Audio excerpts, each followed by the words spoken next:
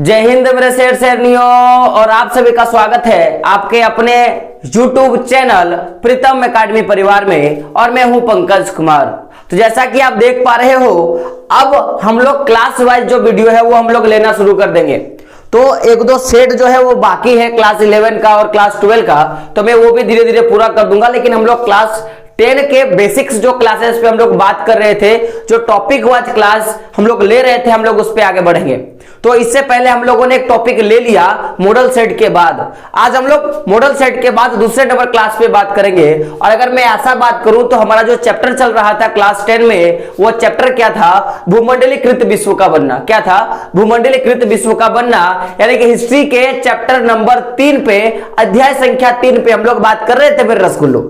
तो आपको पता होगा कि इस चैप्टर में हम लोगों ने पूरे विश्व के वैश्वीकरण व्यवस्था के बारे में हम लोगों ने पढ़ा। और साथ साथ में पिछला जो हमारा वीडियो था, इसमें हम लोगों ने गिरमिटिया मजदूर, किसका हम बात कर रहे हैं? गिरमिटिया मजदूर की जो एक प्रथा था, जिसे बहुत सारे लोगों ने क्या कहा, एक नई दास व्यवस्था कहा, उसका भारतीय के मैं बोल सकता हूं कि जो भारत के जो राष्ट्रवादी नेता हैं, उन्होंने क्या किया, उस प्रथा को समाप्त किया। इसके बारे में हम लोगों ने पिछले अध्याय पे देखा था। और साथ साथ में हम लोगों ने देखा था कि विदेश में भारतीय उद्यमी, हम लोगों ने क्या देखा था? विदेश में भारतीय उद्यमी कि जैसे जैसे ये वैश्वीकरण का प्रभाव बढ़ने लगा, तो वैसे वैसे जो भारत के कुछ बड़े बड़े उद्यमी हैं, यानी कि बड़े बड़े जो उद्योगपति हैं, वो क्या करने लगे, विदेशों में भी जाके अपना व्यापार करना शुरू कर दिए। इसके बारे में हम लोगों ने बात किया था। तो 19वीं सदी का जो टॉपिक चल रहा था, आज उस टॉपिक का एक नया हम लोग बोल सकते हैं, एक नए सेशन पे बात करेंगे। और वो टॉपिक क्या रहेगा? भारतीय व्यापार, उपनिवेशवाद और क्या बोलेंगे, वैश्विक व्यवस्था। उपनिवेशवाद और क्या बोलेंगे, वैश्विक व्यवस्था। इस पे हम लोग बात करेंगे। तो ये टॉपिक जो है, ये वाकई में मुझे लगता है कि इंपॉर्टेंट है। कारण मैं इसका बताता हूं, क्योंकि इस टॉपिक से मैंने देखा है, मैंने क्वेश्चन बैंक को मैंने देखा है, तो इससे क्वेश्चन जो है आपको पूछे जाते हैं। तो समझिएगा मेरे रसगुल्लो, अगर हम लोग बात करें इस टॉपिक पे, तो हेडिंग क्या है समझ सकते हो? भारतीय व्यापार, उपनिवेशवाद और वैश्विक व्यवस्था। यानी कि जब उपनिवेशवाद की जो भावना है वो जब प्रकट होना शुरू हो गई, तो उस समय भारतीय व्यापार का मैं बात करूं, वो किस तरह से उसमें बहुत सारे उलटफेर हुए, बहुत सारे बदलाव देखा गया। या हम लोग बात करेंगे कि जब वैश्विक व्यवस्था उत्पन्न हुआ, उस समय भारतीय व्यापार को किन सारे दिक्कतों का सामना करना पड़ा, इसके बारे में हम लोग बात करेंगे। तो वीडियो को शुरू करने से पहले मैं आज के मोटिवेशनल कोट पे मैं बात करूंगा कि बरसात से मुलाकात यूं ही नहीं होती, कि बरसात से मुलाकात यूं ही नहीं होती, धरती को धूप से जलना पड़ता है। कि बरसात से मुलाकात यूं ही नहीं होती, धरती को धूप से जलना पड़ता है। और संघर्ष के शिखर पे चढ़ने के लिए एक दिन घुटनों के बल चलना होता है। जो संघर्ष से कभी परिचित नहीं हुआ, रसगुल्लो ध्यान देना, जो संघर्ष से कभी परिचित नहीं हुआ वो इतिहास में कभी चर्चित नहीं हुआ। तो अगर इतिहास में आपको चर्चित होना है मेरे रसगुल्लो, तो क्या करना पड़ेगा? संघर्ष करना पड़ेगा। क्या करना पड़ेगा? संघर्ष करना पड़ेगा। तो बात करते हैं टॉपिक पे। तो अगर मैं बात करूं कि जब औद्योगिकरण नहीं हुआ था, मैं किसका बात कर रहा हूं? जब औद्योगिकरण का प्रभाव, यानी कि बहुत सारे उद्योगों का उभर कर आना, या बहुत सारे मैं बोल सकता हूं उद्योग धंधों का विकसित होना, उसी को हम लोग औद्योगिकरण बोलते हैं। तो जब औद्योगिकरण उतना अच्छा से मैं बोल सकता हूं विकसित नहीं हुआ था, उतना अच्छा से मैं बोल सकता हूं काम नहीं कर रहा था, तो उस समय अगर मैं बात करूं तो जो भी यूरोपीय व्यापार था, या जो भी यूरोप देश का व्यापार होता था, उसमें कहीं ना कहीं भारतीय लोगों का और भारतीय व्यापारियों का बहुत बड़ा हाथ था। मैंने क्या बोला कि जब औद्योगिकरण का युग नहीं आया था, या मैं बोल सकता हूं कि जब ये उपनिवेशवाद की जो व्यवस्था है वो नहीं चल रही थी, तो उस समय भारत और भारतीय लोग और भारत से उत्पादित जो भी वस्तुएं हैं, वो बाकी जो भी यूरोप के देश हैं या जो भी विदेश हैं, उन पे बहुत ज्यादा क्या होता था, हमारे प्रोडक्ट का निर्यात होता था। लेकिन बात किया जाए उस समय, तो भारत में उस समय जब औद्योगिकरण का युग नहीं भरा था, या मैं ऐसा बात कर सकता हूं कि जो हमारा उपनिवेशक है, यानी कि ब्रिटेन में जब औद्योगिकरण का भावना नहीं हुआ था तो उस समय भारत में पैदा होने वाली जो महीन कपास है उसका क्या होता था, यूरोप देशों का को निर्यात किया जाता था और यूरोप के लोग क्या करते थे, भारी मात्रा में हमारा जो महीन कपास है उसको खरीदते थे। क्या करते थे, भारी मात्रा में महीन कपड़े को खरीदते थे। तो अगर कभी क्वेश्चन आएगा मेरे रसगुल्लो कि जब ब्रिटेन में औद्योगिकरण का युग नहीं आया, मैंने क्या बोला कि जब ब्रिटेन में औद्योगिकरण का युग नहीं आया तो उस समय जो यूरोप के जो देश है वो भारत से किस वस्तु का ज्यादा मात्रा में आयात करता था, या भारत उस समय ज्यादा मात्रा में किस वस्तु का निर्यात करता था, तो आप क्या बोलोगे, महीन कपास का। क्या बोलोगे, महीन कपास का। यहां तक तो बात क्लियर है।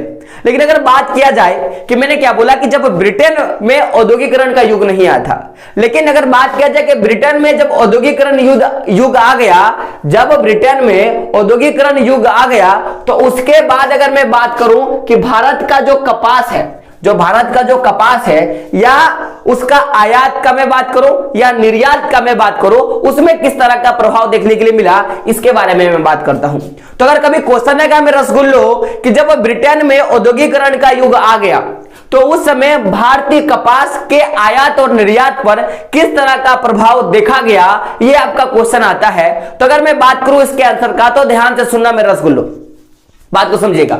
जब औद्योगिकरण आ गया ब्रिटेन में तो जो भी लोग ब्रिटेन के बड़े बड़े पूंजीपति थे, जो लोग ब्रिटेन में ज्यादा मात्रा में कपास का या वस्तुओं का उत्पादन करते थे, उनका कहना था कि अगर हमें अपना विकास करना है, ब्रिटेन के उद्योगपतियों का कहना था कि अगर हमें अपना विकास करना है तो सबसे पहले हमें क्या करना पड़ेगा कि जो भी बाहर से आयातित वस्तु है, जिसका भी हम लोग आयात कर रहे हैं, या बाहर से जो भी वस्तु निर्यात होती है, उस पर क्या करना पड़ेगा, रोक लगाना पड़ेगा। समझेगा मैं बोलना क्या चाहता हूं कि मान लो दो देश है, एक ए नाम का देश है, एक बी नाम का देश है। अब हमारा इंडिया जो है, या इंडिया जो है वो क्या करता है, यानी कि ए जो देश है वो बी नाम के देश को वस्तुओं का निर्यात करता है, यानी कि ए अपने वस्तुओं को बनाता है और जाके कहां बेचता है, बी वाले देश पे बेचता है। लेकिन अगर ये जो बी वाला देश है, अगर इसको विकास करना है और इसमें अगर औद्योगिकरण का युग आ गया तो ये क्या चाहेगा कि मेरे देश में जो भी वस्तु का उत्पादन हो वो मेरे ही देश के लोग क्या करें, ज्यादा मात्रा में खरीदे। कारण क्या है कि अगर ए बी में जाके, अगर बी देश में जाके कुछ भी सामान बेच देता है तो यहां पे सबसे बड़ा प्रॉब्लम क्या होगा कि बी में उत्पादित जो भी वस्तु होगा वो कम खरीदाएगा, जिसके कारण इसमें औद्योगिकरण का युग क्यों ना फैल जाए, इसकी स्थिति क्या हो जाएगी, खराब हो जाएगी। तो जब ब्रिटेन में क्या हो गया, औद्योगिकरण का भावना फैल गया, तो क्या हो गया उसके बाद कि ब्रिटेन में जब कपास का उत्पादन बढ़ने लगा, क्योंकि जब औद्योगिकरण का युग फैला, लोग जो होते हैं कपड़े का उत्पादन ज्यादा मात्रा में करने लगे। कपड़े और कपड़े के जैसा जितने भी वस्तु बनते थे, जैसे जूट का बोरा हो गया, या मैं बोल सकता हूं कि खाकी वर्दी हो गया, लड़ाई के लिए जो यूज किया जाता था, कपड़े हो गया, तो जो भी कपास से निर्मित जो भी वस्तुएं थी उनका डिमांड जो था वो मार्केट में बहुत ज्यादा होने लगा। तो लोग क्या करने लगे, ब्रिटेन में जैसे ही औद्योगिकरण का भाव फैला तो औद्योगिकरण के बाद ब्रिटेन में भी क्या हो गया, कपास का जो उत्पादन है वो बढ़ने लगा था। क्या होता, कपास का उत्पादन बढ़ने लगा था। तो अब जब ब्रिटेन में कपास का उत्पादन बढ़ गया, यानी कि बी नाम के देश में कपास का उत्पादन बढ़ गया, तो वो जाहिर सी बात है कि वो चाहेगा कि ए जो है वो कपास हमारे देश में ना बेच सके, क्योंकि अगर ए जो है कपास बेच देता है हमारे देश में तो कहीं ना कहीं हमारी आर्थिक स्थिति खराब हो जाएगी और कुछ मात्रा में जो कपास है वो धरा का धरा रह जाएगा, वो सड़ जाएगा।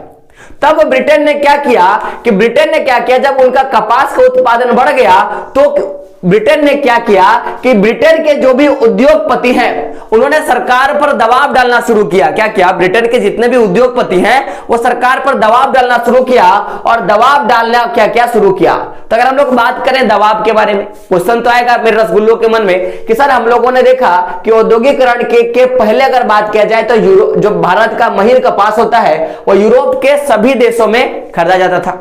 लेकिन जैसे ही औद्योगिकरण का युग आया और उसके बाद क्या हुआ कि ब्रिटेन में कपास का उत्पादन बढ़ गया, तो ब्रिटेन के लोग अपने कपास को ज्यादा मात्रा में बेचना चाहते थे, जिसके कारण ब्रिटेन के उद्योगपतियों ने क्या किया, सरकार पे दबाव डालना शुरू किया। तो आप मुझे यह बताएं सर, वो दबाव जो क्या किस तरह का दबाव डालते थे? तो ब्रिटेन के उद्योगपतियों का कहना था कि जो भी कपास का आयात हो रहा है हमारे देश में, जो भी कपास का आयात हो रहा है उसके आयात पर क्या करो, आप रोक लगा दो। क्या बोला कि कपास का आयात पे पूरा क्या करो, रोक लगा दो, और जो हमारी स्थानीय उद्योग है उसका आप क्या करें, रक्षा करें। क्या करें, हमारे स्थानीय उद्योग की रक्षा करें। ये दो तरह की दबाव जो है वो सरकार के ऊपर बनाना शुरू किया। किसने? ब्रिटेन ने। किसने? ब्रिटेन ने। तो आप समझो, सरकार है भाई, अब देश के लोग अगर कुछ डिमांड कर रहे हैं तो सरकार उसको पूरा करने की, मैं बोल सकता हूं कि जाहिर सी बात है कि बहुत ज्यादा कोशिश करेगी, लेकिन साथ में यह भी देखेगी कि अगर मैं इसके जो भी मांग है, अगर मैं इसको पूरा कर रहा हूं तो कहीं ना कहीं उसके चक्कर में दूसरे का हानि ना हो जाए, ऐसा सरकार जरूर देखेगी। तो सरकार ने सोचा कि ब्रिटेन सही बोल रहा है, लेकिन अगर मैं कपास के निर्यात में, अगर मैं बोल सकता हूं कि अगर कपास के निर्यात में और अगर हम लोग जो कपास खरीद रहे हैं यानी कि आयात में अगर हम लोग रोक लगा देंगे तो इससे भारी मात्रा में जो छोटे छोटे जो उत्पादक है उनको बहुत ज्यादा प्रॉब्लम होगा। तो सरकार ने क्या किया कि ब्रिटेन के दबाव में आकर उन्होंने क्या किया कि जो भी आयातित कपड़े थे भारत के, जो भी आयातित कपड़े थे उस पर क्या कर दिया गया, सीमा शुल्क थोप दिया गया। क्या क्या? भारत के जो भी आयातित कपड़े थे, यानी कि ब्रिटेन के लोग जो ब्रिटेन और बाकी जो यूरोप के देश है जो भी भारत से कपड़ा मंगाते थे और कपड़ा मंगा के बेचते थे या कपड़ा मंगा के पहनते थे, तो उस पर क्या क्या, सीमा शुल्क लगा दिया। क्या क्या? एक तरह का सीमा शुल्क लगा दिया। और ब्रिटेन के जो भी कपड़े होते थे उस पर किसी तरह का कोई सीमा शुल्क नहीं होता था। तो आप सोचो, अभी आपको एक जीएसटी देना पड़ता है तो आपको इतना ज्यादा दिक्कत हो जाता है। आपको नहीं पता, आपके पापा को पता होगा। तो जब ब्रिटेन के दबाव में आकर भारत से जो भी आयातित वस्तु था उसमें जब सीमा शुल्क लग गया मेरे रसगुल्लो, तो कहीं ना कहीं भारत का जो रेशम कपड़ा में बात करूं या जो भारत का जो सूती कपड़ा था वो क्या हो गया, महंगा हो गया। क्या हो गया? महंगा हो गया। तो आप मेरे को चीज बताओ, अगर क्वालिटी में सेम और थोड़ा मोड़ा डिफरेंट देखने के लिए मिले लेकिन दाम में ऊंचा नीचा हो तो जाहिर सी बात है कि ज्यादातर लोग कम कीमत में जो सामान मिलेगा उसको ही खरीदना पसंद करेंगे। तो जब आयातित कपड़ों पर सीमा शुल्क थोप दिया गया तो क्या हो गया मेरे रसगुल्लो कि ब्रिटेन में जो महीन भारतीय कपास का, या मैं बोल सकता हूं कि जो ब्रिटेन में महीन भारतीय कपास से निर्मित जो भी सूती वस्त्र था, या जो भी मैं बोल सकता हूं कि जो भी निर्यातक जो वस्तु था खास करके कपास का और मैं बोल सकता हूं सूती कपड़ों का, उसका आयात जो हो क्या हो गया, कम होने लगा। क्या हुआ? आयात कम होने लगा। तो अगर कभी क्वेश्चन आएगा मेरे रसगुल्लो कि आप मुझे ये बताएं कि ब्रिटेन, क्वेश्चन आएगा कभी, क्वेश्चन किस तरह का आ सकता है, ध्यान दीजिएगा। क्वेश्चन आ सकता है कि किस कारण से क्या हुआ यूरोप के देशों में भारतीय महीन कपड़ों का या भारतीय महीन कपास का डिमांड जो है वो घटने लगा। तो कारण क्या था? एक सीमा शुल्क था जो ब्रिटेन के दबाव में आकर सरकार ने क्या क्या लगा दिया। बात क्लियर है? सरकार ने क्या क्या लगा दिया। यहां तक तो आपको कोई दिक्कत नहीं होना चाहिए। आप बात को समझते हैं। तो जैसे ही ब्रिटेन ने भारत के कपड़ों पर और भारत से उत्पादित जो भी कपड़े हैं उस पर क्या क्या सीमा शुल्क लगा दिया, तो कहीं ना कहीं मैं बोल सकता हूं इनका जो कपड़ा था वो महंगा हो गया। क्या हो गया? भारत के कपड़े महंगे हो गए और ब्रिटेन से में उत्पादित जो भी कपड़े थे वो क्या हो गया, सस्ते हो गए थे, बहुत ज्यादा सस्ता हो गया था। तो अगर हम लोग बात करेंगे तो जो भी लोग व्यापार करना चाहते अगर कपड़ों का, तो कहीं ना कहीं वो सस्ता देखते, क्योंकि इस बात को समझो यार कि अगर आप एक दुकानदार हो तो आप क्या करोगे, सस्ता में खरीदोगे और महंगा में बेचोगे, जाहिर सी बात है। तो जो भी दुकानदार थे उनको लगता था कि अगर मैं भारत से उत्पादित कपड़ों को खरीदूंगा तो मुझे ज्यादा मुनाफा नहीं होगा। तो बहुत सारे लोगों ने क्या किया कि अब जितना भी कपड़ा अगर वो खरीदते थे तो जाहिर सी बात है कि वो ब्रिटेन के कपड़ों को खरीदते थे। तो कहीं ना कहीं इस खरीद बिक्री के कारण, इस सीमा शुल्क के कारण भारत का जो निर्यात था वो घटने लगा और भारतीय कपड़ों का जो मांग है वो यूरोपीय बाजारों में क्या हो गया, धीरे धीरे घटने लगा। तो जब अंतरराष्ट्रीय बाजार में, यानी यूरोपीय बाजार का बात करें या जो अंतरराष्ट्रीय बाजार है, तो अंतरराष्ट्रीय बाजार में क्या हो गया कि जब इनका मांग घटने लगा तो कहीं ना कहीं अंतरराष्ट्रीय बाजार में फिर से वो जो जिस तरह का एक चल रहा था प्रक्रिया कि महीन कपड़ों का बहुत ज्यादा डिमांड था वो घट रहा था, तो मांग को फिर से लाने के लिए कि भाई फिर से उसी तरह का मांग हो, तो उस मांग को फिर से लाने के लिए जो भारतीय जो कपास था उसको बहुत ज्यादा क्या करना पड़ा, प्रतिस्पर्धा करना पड़ा। तो क्वेश्चन क्या आता है मेरे रसगुल्लो कि अंतरराष्ट्रीय बाजार में भारतीय कपास की प्रतिस्पर्धा के बारे में वर्णन करें कि जब ब्रिटेन के दबाव में आकर सरकार ने इस पर सीमा शुल्क लगा दिया तो फिर क्या हो गया, कहीं ना कहीं इसके जो उत्पादित वस्तुएं भारत की वो महंगे हो गए, जिससे बनाया हुआ जो अर्थव्यवस्था था, जो बाजार था भारत के कपड़ों का, वो धीरे धीरे चौपट हो गया। तो अगर बाजार चौपट हो गया तो उसको फिर से स्टार्ट करना पड़ेगा और इसके लिए उसको बहुत ज्यादा प्रतिस्पर्धा यानी कि बहुत ज्यादा क्या हो गया, कॉम्पिटिशन देखने के लिए मिला। तो क्वेश्चन आएगा कि अंतरराष्ट्रीय बाजार में भारतीय कपास का किस तरह से प्रतिस्पर्धा हुआ या किस तरह से प्रतिस्पर्धा इन्होंने किया, इस तरह का क्वेश्चन आ सकता है। तो अगर हम लोग बात करें तो 19वीं शताब्दी की अगर शुरुआत में बात करें तो आपको पता है कि 19वीं शताब्दी की शुरुआत से ही क्या हुआ था कि ब्रिटेन कपड़ा उत्पादक करता था और जो दूसरे देश है वहां पे क्या करता था कि अपने कपड़े के लिए नए नए बाजार ढूंढने का काम करता था। तो सबसे बड़ा दिक्कत तो कि पहले तो ब्रिटेन क्या 19वीं शताब्दी पहले तो यहाँ पे जब औद्योगिकरण युग आया, कपास का उत्पादन बढ़ा, तो अपने वस्तु के लिए इन्होंने तो सीमा शुल्क लगा दिया। पहला बात सीमा शुल्क लगा दिया। दूसरा क्या हो गया कि अब 19वीं शताब्दी तक आते आते जब साल था तो उस समय इसने क्या किया कि कपास का तो उत्पादन कर ही रहा है, अब कपड़े का भी उत्पादन करना शुरू कर दिया। तो जब कपड़े का उत्पादन करना शुरू कर दिया और भारतीय कपड़ा क्या हो गया, महंगा हो गया, तो जाहिर सी बात है कि अब ब्रिटेन के लिए जो मैं बोल सकता हूं जो कपड़ा था वो आसानी से वो बेच सकता था। तो इसके लिए ब्रिटेन ने क्या किया कि अपने उत्पादित कपड़ा को बेचने के लिए नए नए बाजार ढूंढना शुरू किया और वो लगभग पूरे विश्व में क्या किया, अपना बाजार बना लिया। तो पहला तो भारतीय जो कपड़ा होता है वो ब्रिटेन के कपड़ों से पहला तो महंगा होता था, तो उसके चक्कर में ब्रिटेन के साथ इसको बहुत ज्यादा क्या होता था, कंपटीशन होता था। पहला प्रतिस्पर्धा ब्रिटेन के साथ। दूसरा क्या था, अगर हम लोग बात करें दूसरे प्रतिस्पर्धा पे तो ध्यान दीजिएगा कि सीमा शुल्क के व्यवस्था के कारण ब्रिटिश बाजारों में अगर बात किया जाए तो ब्रिटिश बाजारों से है ना, ये जो भारतीय कपड़ा है या जो भारतीय कपास है वो क्या हो गया था, यहाँ पे मिट गया। बेदखल हो जाने के बाद भारतीय कपड़ा को क्या हो गया कि दूसरे अंतरराष्ट्रीय बाजारों में भारी प्रतिस्पर्धा का सामना करना पड़ा। कि पहला बात तो कि इनके पास कोई दूसरा साधन नहीं रह गया कि वो जाके कहीं और सामान बेच सकता था, क्योंकि पहले तो सीमा शुल्क लगा दिया और ब्रिटेन से क्या किया, उनको भगा दिया गया। और दूसरा बात कि ब्रिटेन खुद आ गया यहाँ पे, मैं बोल सकता हूं कि कपड़ा बेचने के लिए, तो कॉम्पिटिशन बहुत ज्यादा बढ़ गया।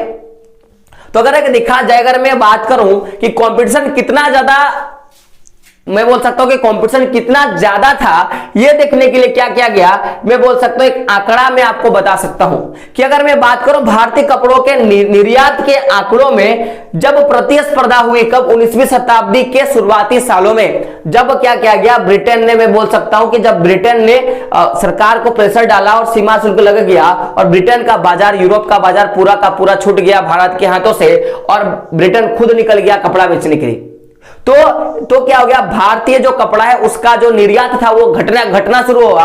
और एक आंकड़े के माने में बात किया जाए तो बताया गया था कि सन 1800 के आसपास, यानी कि जब औद्योगिकरण का युग ब्रिटेन में नहीं फैला था, उस समय ये क्या करता था कि जो भी इसके उत्पादित जो भी सूती कपड़े हैं, वो सूती कपड़े का निर्यात का मैं बात करूं तो जितना भी पूरे विश्व में मांग होता था, उस मांग का ये अकेला 30% क्या करता था, पूरा करता था। सोच के देख लो कि अगर 100 लोगों को कपड़ा पहनना है पूरे विश्व में तो 30 लोगों को सूती कपड़ा ही अकेला पहनाता था। कौन? भारत। कब? 1800 का बात कर रहे हैं। लेकिन जैसे ही सीमा शुल्क लगाया गया तो वैसे ही मैं बात कर सकता हूं कि 15 साल के बीच, कितने साल के बीच, 15 साल के बीच, यानी कि 1815 में ये जो 30% था वो घटकर आधा हो गया।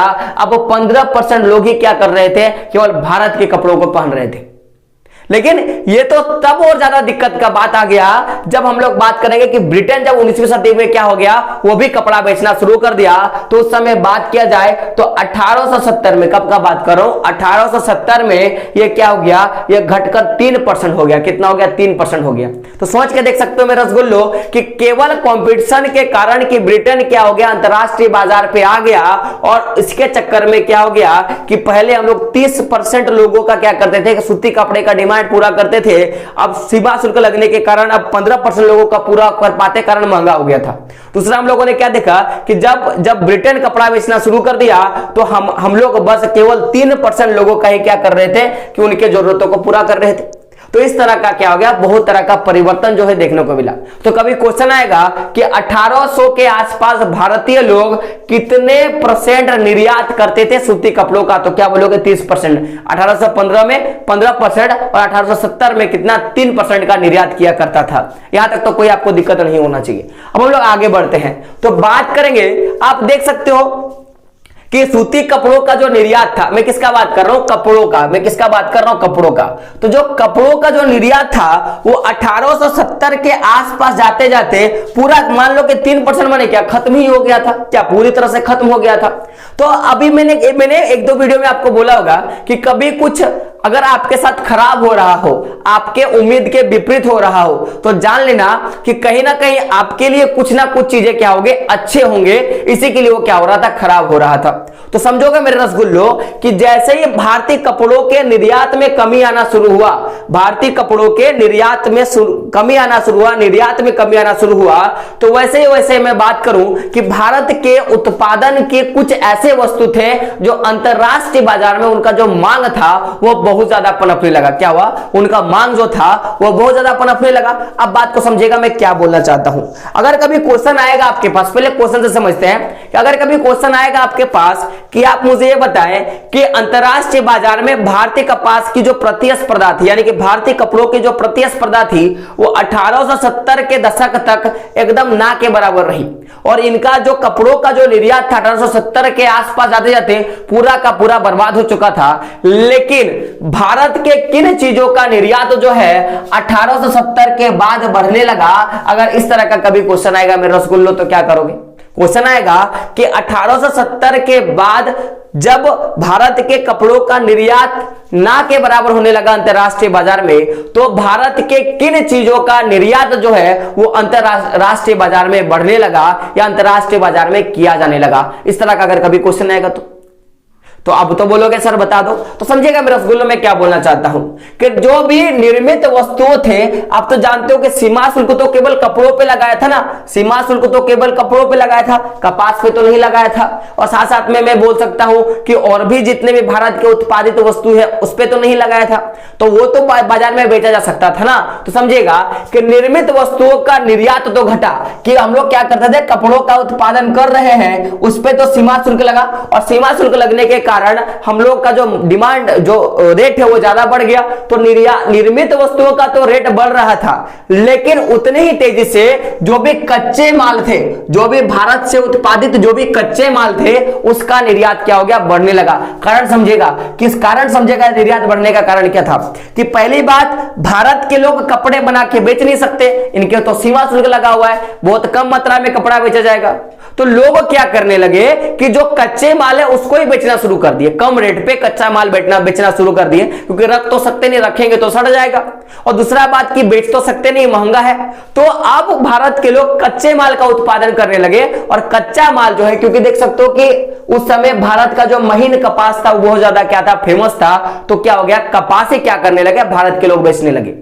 तो उस समय क्या हुआ, 1870 के बाद किया जाए तो निर्मित वस्तु तो घटा, क्योंकि घट के 3% हो गया, लेकिन जो भी कच्चे माल थे उनका क्या हो गया, वृद्धि हो गया। मैंने बोला ना कभी खराब होता है तो किसी के लिए कोई अच्छा होता है, क्या हो गया, बढ़ गया। तो अगर मैं बात करूं जैसे का, तो एक मैं बोल सकता हूं कि एक आंकड़ा निकाला गया था कि 1812, कब का बात कर रहे हैं, 1812 से 1871 के बीच का बात कर रहे हैं। कब का मैं बात कर रहा हूं, 1812 से 1871। देख सकते हो 1800 ईस्वी में कितना था, 30%, यानी कि 1800 30 से 18, ये आंकड़ा इससे और इसके बीच का बात हो रहा है मेरे रसगुल्लों, यानी 1812 से लेकर 1871 के बीच में। तो जो भी निर्यात होता था पहले, जो भी कच्चे माल का निर्यात होता था, उस कच्चे माल का निर्यात में 5% का इंक्रीजमेंट हुआ। कितना परसेंट का इंक्रीजमेंट हुआ? 5% का। तो कभी क्वेश्चन आएगा कि 1812 से लेकर 1871 के बीच भारत के कच्चे माल के निर्यात में कितना परसेंट का वृद्धि हुआ? तो आप क्या बोलोगे सर 5% का वृद्धि हुआ। मेरे रसगुल्लो कितना परसेंट का वृद्धि हुआ? तो 5% का वृद्धि हुआ। और ये जो 5% का वृद्धि हुआ, पहले तो 30% होता था। कितना होता था? 30%। लेकिन जैसे ही 5% इसमें इंक्रीजमेंट हुआ तो ये बढ़कर कितना हो गया मेरे रसगुल्लो? ये 35% तक पहुंच गया। कितना? 35% तक। सोच के देख लो कि भारत अगर पूरे विश्व में 100 अगर उद्योगपति हैं जिनको कपास की जरूरत है, तो भारत के लोग अकेले ही क्या करेंगे? 35 लोगों के कपास की जरूरत को पूरा कर देंगे। सोच के देख लो कितना ज्यादा इंक्रीजमेंट देखने को मिला। कब? जब भारतीय कपड़ों का निर्यात, आयात जो है या निर्यात जो है वो घट गया। बात क्लियर? यहां तक तो कोई दिक्कत नहीं होना चाहिए। अब बात को समझिएगा कि जब भारतीय कपड़ों के लिए कपास का, या मैं बोलूंगा कि भारत के जो भी कच्चे माल है उनका निर्यात बढ़ा, तो उसके साथ साथ कुछ और चीजों का भी निर्यात बढ़ गया। जैसे आप देखोगे कि जो भी शराब की दुकानें होती हैं, उसके बगल में चखना का दुकान होता है, तो जब भी शराब बेची जाती है तो साथ में चखना का भी डिमांड उतना ज्यादा बढ़ जाता है। अब तो देखे होगे, जैसे अगर देखोगे तो कोई भी अगर मटन वाला दुकान होगा तो उसके बगल में जो धनिया पत्ता वाला दुकान होगा या ऐसा दुकान होगा जिसमें आपको मैं बोल सकता हूं कि उस मटन को बनाने के लिए जो भी जरूरत के सामान होंगे वो आपको बहुत ज्यादा देखने के लिए मिलेगा और वो बिक जाएगा, वो उसका मांग बढ़ जाता है। तो क्या हुआ? जब कपास का मांग बढ़ा तो भारत में उत्पादित जो नील था, क्योंकि आपको पता है कि कपड़ों की रंगाई के लिए नील का उपयोग किया जाता था, नील का, और नील की खेती के लिए एक बार सत्याग्रह भी हुआ है, चंपारण सत्याग्रह हुआ है। तो जब नील का उत्पादन भारत में हो रहा था और कपड़ा तो बेच नहीं पा रहा था, तो भारत के लोग नील की खेती का करते क्या? तो ये लोग क्या करने लगे? नील को कच्चे माल के रूप में बेचना शुरू कर दिए। तो उसी समय क्या हो गया, मैं बोल सकता हूं कि इधर तो 35% का, तो 35 पर 5% का इंक्रीजमेंट होकर 35% तक पहुंचा ही। साथ साथ में कपड़ों की रंगाई में इस्तेमाल होने वाला जो नील था उसके भी निर्यात में क्या हो गया? भारी वृद्धि हुआ। क्या हुआ?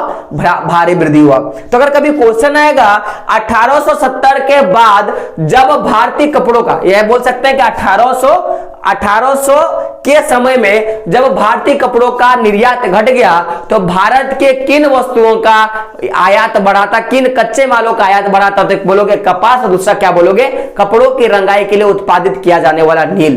बात करें, अब बात करते हैं। अब उसी समय अगर देखा जाएगा तो आपने पढ़ा होगा कि 1820 की बात है। कब की बात कर रहे हैं? 1820 की। उस समय भारत में अच्छे मात्रा में कपास का भी उत्पादन होता था, नील का भी उत्पादन होता था, और साथ साथ में अफीम यानी कि एक तरह का मैं बोल सकता हूं कि जैसे नहीं होता है कि जो भी मैं बोल सकता हूं कि पेय पदार्थ है। अफीम क्या होता है? अफीम से एक पेय पदार्थ बनाया जाता है जिसको कहुआ बोलते हैं हम लोग। तो इस तरह का पदार्थ बनाया जाता है। तो उसका सबसे ज्यादा मैं बोल सकता हूं उपयोग जो है वो चीन के लोग करते हैं। तो 1820 के दशक में क्या हुआ कि अफीम का, मैं बोल सकता हूं अफीम का भारी मात्रा में चीन में क्या होने लगा? व्यापार होना शुरू हो गया। क्या हुआ? व्यापार होना शुरू हो गया। तो कभी क्वेश्चन आएगा मेरे रसगुल्लो कि कितने के दशक में चीन के साथ अफीम का सबसे भारी व्यापार होना शुरू हुआ? तो क्या बोलोगे? 1820। क्या बोलोगे? 1820। तो ध्यान रखिएगा कि जब क्या हुआ? अफीम का व्यापार चीन के साथ होना शुरू हो गया तो कुछ समय तक, क्योंकि आप देख सकते हो कपड़े का तो निर्यात घट गया था, कुछ मात्रा में हम लोग बोल सकते हैं कपास का भी उत्पादन हो रहा था और उसका निर्यात हो रहा था, नील की खेती का भी हो रहा था। लेकिन 1820 के दशक में कुछ टाइम ऐसा आया जब भारत के लोग ऐसे तो कपास के निर्यात के लिए जाने जाते थे, कपड़ों के निर्यात के लिए जाने जाते थे, लेकिन कुछ समय ऐसा आया जब भारतीय लोग किसके लिए जाने लगे? तो अफीम के निर्यात के लिए जाने लगे। किसके लिए? अफीम के निर्यात के लिए जाने लगे। यानी कि 1920 के दशक में चीन के बाजार में भारतीय अफीम का इतना ज्यादा मांग हुआ कि भारत के जितने किसान हैं लगभग सारे किसान क्या करने लगे? अफीम का उत्पादन करने लगे। यानी कि मैं बोल सकता हूं कि कुछ समय तक भारतीय निर्यात में अफीम का हिस्सा सबसे ज्यादा था। क्या था? सबसे ज्यादा रहा था कुछ समय के लिए। और घटना कब की? 1830 का। तो जब 1820 में अफीम का निर्यात सबसे ज्यादा होने लगा तो कुछ ना कुछ तो कारण रहा होगा कि अफीम का मांग सबसे ज्यादा चीन के बाजार में था। या भारत के लोग चीन का निर्यात करने लगे, अफीम, मैं बोलूंगा चीन का निर्यात क्या करेंगे, भारत के लोग अफीम का निर्यात करने लगे, तो उसका कहीं ना कहीं तो कुछ ना कुछ तो कारण रहा होगा कि भारत के लोग सबसे ज्यादा उस समय 1820 के दशक में क्या करने लगे, अफीम का उत्पादन करने लगे। तो क्वेश्चन आएगा कि 1820 के दशक में ऐसी क्या घटनाएं घटी जिसके कारण भारत के लोग क्या करने लगे, अफीम का उत्पादन करने लगे, और कुछ समय तक भारत में ज्यादा मात्रा में जो निर्यात है वो अफीम का होने लगा। तो क्या बोलोगे, चीन में, क्या बोलेंगे, चीन के बाजार में अफीम का मांग जो चीन के बाजार में हो रहा था वो केवल भारत के लोग ही पूरा कर पाते। सामने भी है, फटाक से उत्पादन के दौड़ के जाके पहुंचा दिए, इस तरह का स्थिति था। लेकिन ये तो हो रहा था, साथ में जब ब्रिटेन के लोगों ने देखा कि अब अफीम का उत्पादन भारत में भारी मात्रा में हो रहा है और अब भारत से उत्पादित जो अफीम है उसका डिमांड भी क्या था कि चीन में ज्यादा हो रहा है, तो ब्रिटेन के लोग कहां चुप बैठते। तो ब्रिटेन के लोगों ने क्या किया कि अफीम के निर्यात से, सुनिएगा मेरा बात, ब्रिटेन के लोगों ने क्या किया कि ब्रिटेन की सरकार ने भारत में अफीम की खेती करवाना शुरू कर दिया। सोच के देख लो कि भारत के अफीम का जब डिमांड बढ़ने लगा तो ब्रिटेन के सरकार ने क्या किया, भारत की अफीम की खेती करवाने लगे, और करवाने के बाद क्या करने लगे कि जो भी खेती हुआ उसको क्या करे, वो ले लेते थे और चीन के बाजार में क्या करने लगे, उसका निर्यात करना शुरू कर दिया। क्या क्या, चीन के बाजार में निर्यात करना शुरू कर दिया।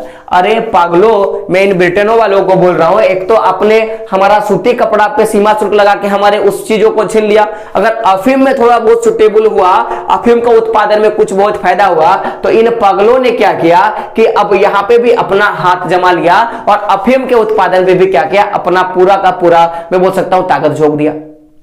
तो ये सारी घटना हुई। अब समझेगा, क्या बात को समझेगा कि अब तो देखिए सूती वस्त्र से तो फायदा हो नहीं रहा है, कपास से तो कुछ मात्रा में फायदा हो रहा है। तो अब समझेगा कि जब 1820 के दशक में अफीम का भारी मात्रा में व्यापार होने लगा चीन में, तो बहुत सारे लोग क्या करते थे कि अफीम के निर्यात से, सुनिएगा, अफीम का जो भी निर्यात हुआ चीन में, और चीन में निर्यात होने से जो भी उनको पैसा मिलता था उस पैसे का वो क्या करते थे कि चीन में जो उत्पादित चाय था और या बोल सकते हैं जो भी दूसरे पदार्थ था, चीन से उत्पादित जो भी दूसरे पदार्थ था उसका वो लोग क्या करने लगे, आयात करने लगे। क्या करने लगे, उन सारे वस्तुओं को मंगाने लगे। तो क्या करते थे, अफीम को जाके चीन के बाजार में बेचते थे, और जब पैसा हो जाता था, जो भी पैसा था उससे चाय और जो भी अलग तरह की जो भी वस्तुएं चीन में पाई जाती थी उसको वो लोग लेके क्या करते थे, घर आ जाते थे। इस तरह की जो घटनाएं देखी गई। तो हो सकता है कि आज का टॉपिक थोड़ा आपको अटपटा लगा होगा, क्योंकि ये पूरा टॉपिक है ही अटपटा, हिस्ट्री है ही अटपटा, क्योंकि बोला गया ना कि हिस्ट्री ज्योग्राफी बड़ी बेवफा, दिन करो तो और रात को सफा। तो सफा नहीं होगा, बस जो भी मैं आपको बताता जाता हूं उसको क्या करना है, आपको देखना है। तो आई होप ये वीडियो आपको समझ में आया होगा। अब हम लोग थोड़ा बात करते हैं कि अगला जो क्लासेस होगा उस पर हम लोग क्या बात करेंगे। तो हम लोग भारतीय व्यापार उपनिवेशवाद और वैश्वीकरण व्यवस्था के ही बारे में बात करेंगे, लेकिन इसी टॉपिक का दो नया टॉपिक लेंगे। टॉपिक जो लेंगे वो ब्रिटेन का भारतीय बाजारों में वर्चस्व, कि धीरे धीरे ब्रिटेन ने क्या किया, जैसे आप देख सकते हो 1920 के अफीम की खेती करवाने लगे और क्या करे, अफीम का निर्यात करना शुरू कर दिया। तो धीरे धीरे क्या किया कि ब्रिटेन ने कि भारत के जो इतने भी बाजार हैं, जो भी बाजार है, जिस भी चीज का भारत उत्पादन करता था उस पर किसका हक होने लगा, ब्रिटेन का हक होने लगा 1820 के बाद। इसके बारे में हम लोग देखेंगे। साथ में देखेंगे कि जो भी बाजार होता था, जो भी सामान को बेचा जाता था, ब्रिटेन के लोग उत्पादित वस्तु को अपना मानकर जब उन सामानों को बेचते थे तो उनसे जो उनको मुनाफा होता था उस मुनाफे को क्या करते थे, होम चार्जेस के रूप में क्या करते थे, उसका निपटारा करते थे। होम चार्जेस यानी कि घर के लिए जो भी खर्चा होगा, देसी खर्चा, तो देसी खर्चा का क्या करते थे वो लोग निपटारा करते थे। कहां से उसको निकालते थे, तो भारतीय बाजार से निकालने का काम करते थे। इसके बारे में पढ़ेंगे। और जिस तरह से हम लोग 19वीं सदी का टॉपिक पढ़ रहे हैं, अब हम लोग एक अगले टॉपिक पे, उसके बाद ये दो टॉपिक खत्म होने के बाद कूद जाएंगे, और वो टॉपिक क्या रहेगा, युद्ध के बीच अर्थव्यवस्था। किस पे रहेगा, युद्ध के बीच अर्थव्यवस्था के बारे में देखेंगे कि प्रथम विश्व युद्ध, द्वितीय विश्व युद्ध का बात करें, या भारत में जब इतना बड़ा युद्ध चला तो उससे भारत की स्थिति कैसे रही, महामंदी के बारे में देखेंगे, और पूरे अर्थव्यवस्था के बारे में देखेंगे। इन सारे चीजों पे हम लोग क्या करेंगे, अगला जो क्लास होगा उस पर हम लोग बात करेंगे। तो आपको पता होगा कि जैसे क्लासेस हम लोग पहले ले रहे हैं, तब हम लोग क्लास जो है फिर से स्टार्ट कर दिए हैं। आपको पता है वीडियो अपलोडेड का टाइम भी क्या होता है, शाम के 6 ही बजे होता है, क्योंकि मैं 6 ही बजे क्या करता हूं, वीडियो डालता हूं। तो आई होप आपको वीडियो पसंद आया होगा। और साथ में मैं बता दूं कि एक रिसेंटली में मैंने वीडियो डाला है, वो वीडियो क्या था कि प्रैक्टिकल का नंबर जो है किस तरह का निर्धारण किया गया है, मैंने इसके बारे में वीडियो डाल दिया है। तो आई होप क्लास आपको कैसा लगा कमेंट बॉक्स में जरूर बताना है, और क्या समझ में नहीं आए ये भी क्या करना है आपको कमेंट बॉक्स में बताना है, ताकि मेरी जो कोशिश रहेगी कि जब अगला क्लास में जब आपके पास आऊंगा तो वो जो दिक्कत था मैं उसको दूर कर दूंगा। तो दोस्तों वीडियो कैसा लगा बताना है, साथ में क्या करना है वीडियो को लाइक कर देनी है, और आपके दोस्तों तक क्या करना है शेयर भी करना है, और चैनल को सब्सक्राइब भी कर देना है। तो दोस्तों मिलते हैं अगले वीडियो में, तब तक के लिए जय हिंद, जय भारत, और आपका दिन शुभ हो।